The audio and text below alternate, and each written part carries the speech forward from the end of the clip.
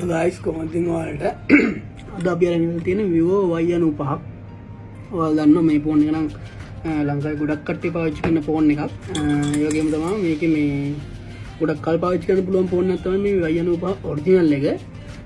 මේ කස්ටමර් අපිට ගෙනත් දුන්නේ ෆෝන් එක ඔන් වෙන්නේ නැහැ කියලා.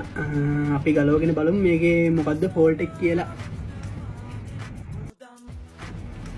අපි දැන් මේකේ බැටරි කන්ටෙන්ට් චෙක් කරලා බලමු මොකද්ද තියෙන ෆෝල්ට් එක කියලා.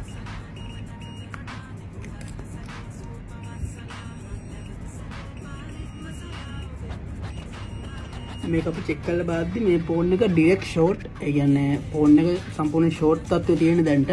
අපි බලමු මේක රිපෙයාර් එක කොහොමද කරගන්නේ කියලා. අනිවාර්යයෙන්ම අපි මේක ෂෝට් කම්පොනන්ට් එක හොයාගත්තා.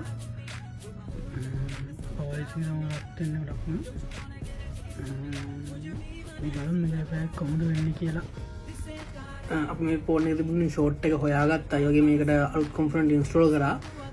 දැන් අපි බලමු බෝඩ් එකට තියලා ෆෝන් එක ඔන් වෙනවද නෝමල් විදිහට කියලා.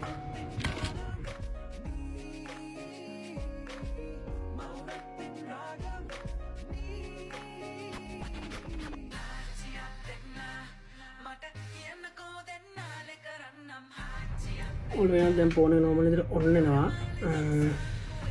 ඉතින් ඔයාලට මේ වගේ ෆෝන් තියෙනවා නම් ඔන් වෙන්නේ නැති ඒ වගේ මේ battery replacement iPhone repair on repair අපි කරනවා.